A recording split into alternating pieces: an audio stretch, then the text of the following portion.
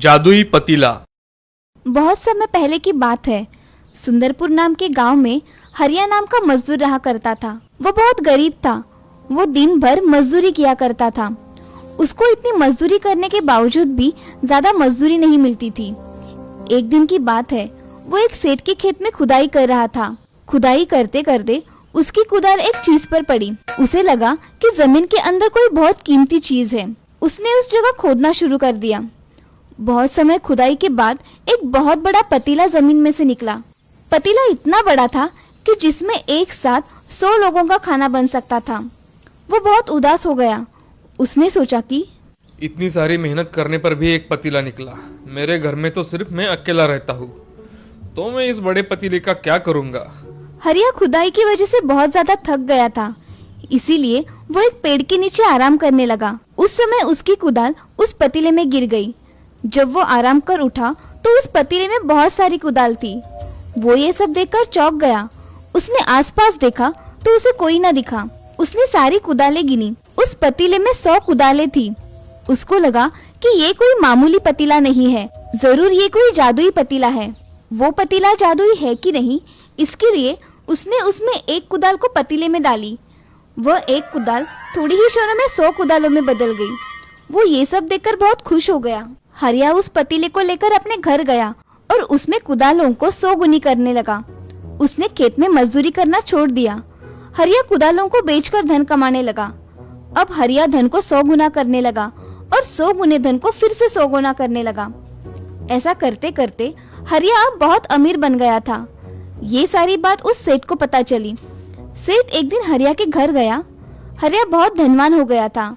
सेठ ने हरिया से अपना पतीला वापस मांगा और कहा कि ये पतीला मेरे खेत में निकला है, इसलिए ये पतीला मेरा है। लेकिन ये काम करते वक्त मुझे मिला है, इसलिए ये मेरा पतीला है। पर आखिर में हरिया को वो पतीला सेठ को देना पड़ा। पतीला चले जाने पर भी हरिया उदास नहीं था, क्योंकि हरिया ने सोचा कि अब मेरे पास बहुत सारा धन है, जिससे मैं बिना कुछ करे ऐश्वर्य भरी जिंदगी जी सकता हूँ। सेठ उस पतीले को अपने घर ले गया और उसमें उसके घर के सारे कीमती सोने के जेवरात और आभूषण सबको पतीले में डालकर 100 गुना करने लगा। 100 गुना सोने, जेवरात और आभूषण को वो फिर से 100 गुना करने लगा। ऐसा करते करते वो पूरे गांव का ही नहीं, परंतु पूरे देश का सबसे अमीर सेठ बन गया। ये सारी बात उस नगर के राजा को पता चली। राजा अपने सैनिक को लेकर उस सेठ के घर पहुंचा। राजा ने उससे कहा कि इस नगर की हर वो चीज पर राजा का यानी मेरा अधिकार है, इसलिए ये जादुई पतीला भी राज्य के कोष में जाएगा। ऐसा कहकर राजा ने सेठ को धक्का दिया और पतीले को लेकर राजा चला गया।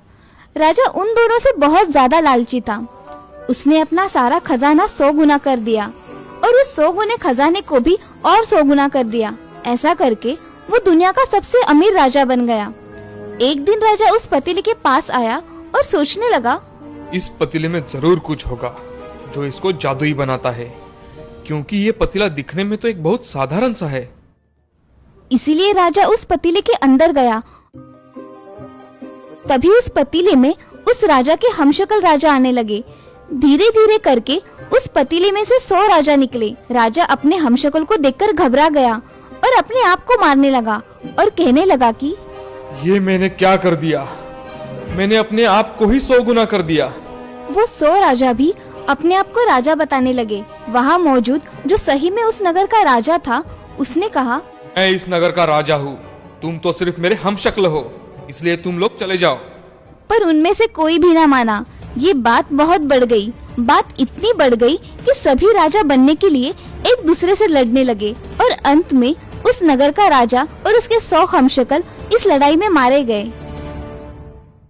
देखा दोस्तों, ज्यादा लालच का परिणाम बहुत विनाशकारी होता है, इसीलिए हमें कभी लालच नहीं करना चाहिए। जमशेदपुर नाम के गांव में रफीक अपना मटन का दुकान चलाता था।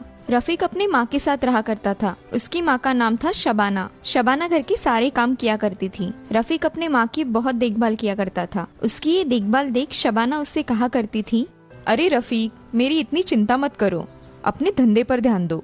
माँ, मैं धंधे पर अच्छे से ध्यान दे रहा हूँ, तुम चिंता मत करो, खुद का थोड़ा ख्याल रखा करो। हाँ बेटे, मैं अपना ख्याल रख लूंगी। चलो माँ, मैं दुकान जा रहा हूँ, कुछ जरूरत पड़े तो फोन कर लेना। हाँ बेटा। ऐसा कहकर रफीक अपने दुकान पर चला जाता है। उसकी दुकान में हर रोज बहुत ग्राहक आया करते थे। उसका मटन ताज़ा होने के कारण जल्द ही खत्म हो जाया करता था। सारे गांव के लोग उससे ही मटन लिया करते थे, इसीलिए रफीक का धंधा अच्छी तरह से चल रहा था। एक दिन उसके दुकान पर एक होटल मालिक सुंदर सेठ आया और रफीक से, अरे रफीक, तुम्हारे यहाँ मटन बहुत अच्छा मिलता है, ऐसा सुना है मैंने। हाँ सेठ, मेरे दुकान में मटन बहुत ताज़ा होता है, चाहे तो आप देख लीजिए। क्या तुम मेरे होटल पे रोज 10 किलो मटन भिजवा दोगे? हाँ सेठ, बिल्कुल, मैं भिजवा दूंगा। ये लो तुम्हारा एडवांस और बाकी के पैसे तुम्हें महीने के बाद में मिलेंगे। जी सेठ, मैं कल ही भिजवा दूंगा। चलो मैं चलता हूँ। अब सुंदर सेठ जाने के बाद रफीक अपना काम करने में व्यस्त हो गया। अब अगले दिन रफीक सुबह 9 बजे ही सुंदर सेठ के होटल पर अपना 10 किलो मटन पहुंचा देता है और अपने काम करने चला जाता है। रफीक की दुकान पर उसका दोस्त राहुल आता है। अरे रफीक, कैसे हो मेरे दोस्त? मैं अच्छा हूँ, तू बता, तू कैसा है? मैं भी अच्छा हूँ। कैसे आना हुआ आज भाई इधर? अरे रफीक, मुझे 1 किलो मटन दे दो जल्दी से। हाँ, अभी देता हूँ। ऐसा कहकर राहुल को रफीक मटन दे देता है और राहुल वहां से चला जाता है। अब ऐसे ही 1 महीना बीत जाता है। रफीक हर रोज सुंदर सेठ को 10 किलो मटन भिजवाता है। अब रफीक अपने पैसे लेने के लिए वहां जाता है, तभी सुंदर सेठ, मेरा महीना पूरा हुआ है, मुझे पैसे चाहिए थे, मुझे जरूरत थी। हाँ, ये लो तुम्हारे पैसे, और कल से मेरे होटल पे मटन मत देना।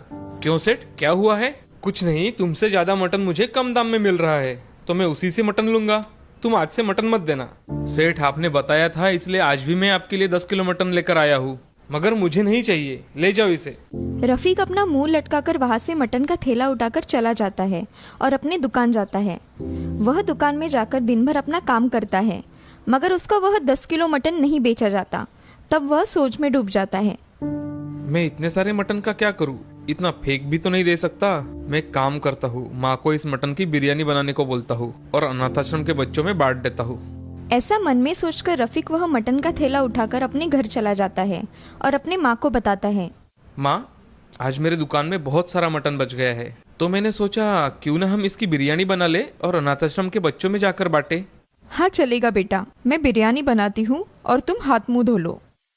हाँ माँ। अब शबाना बिरयानी बनाने के लिए चली जाती है और रफीक तैयार होकर बाहर आ जाता है। तभी उसको बहुत अच्छी खुशबू आती है।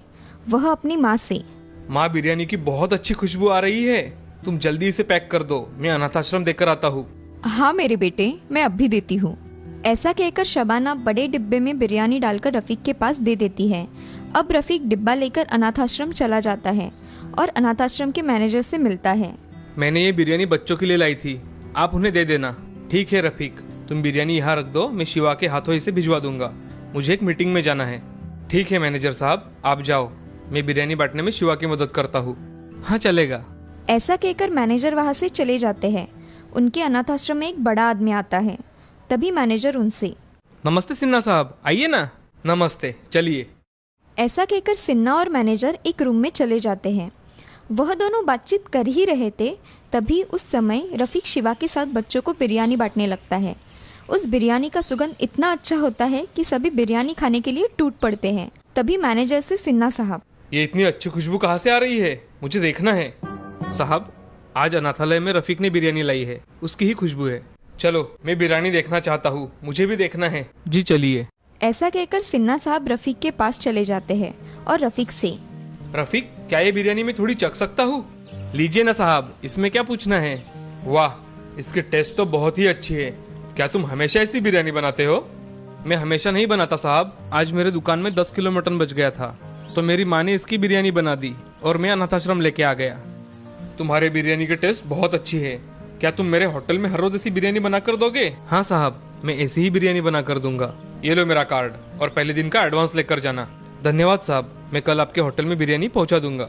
ऐसा कहकर रफीक अपने घर चला जाता है। तभी रफीक अपनी माँ से, माँ, आज मुझे बहुत अच्छा काम मिला है, तुम सोच भी नहीं सकती मैं कितना खुश हूँ। क्या हुआ है बेटा, बताओगे जरा। माँ, एक बड़े होटल के मालिक ने मुझे तुम्हारे हाथ की बिरयानी की ऑर्डर दी है और हर रोज उसे ये बिरयानी उसके होटल में चाहिए। मेरे लिए और एक मौका आया है माँ आगे बढ़ने का। हाँ बेटे, मुझसे जो मदद बन पड़ेगी वो मैं करने के लिए तैयार हूँ। माँ, इसमें मुझे तुम्हारी बहुत मदद लगेगी। मैं सीख लूंगा, मगर तुम्हें मुझे सिखाना होगा। हाँ मेरे बच्चे, मैं तुम्हें सिखाऊंगी और बनाकर भी दूंगी। ऐसा कहकर शबाना अपना काम करने चली जाती है। अब रफीक अगले दिन बिरयानी होटल में पहुंचा देता है। तभी होटल का मालिक उसे खुद एडवांस देकर उससे हर रोज बिरयानी देने के लिए उसे बोलता है। अब ऐसे ही बहुत दिन बीत जाते हैं। रफीक अपना दुकान संभालकर बिरयानी पहुंचाता है।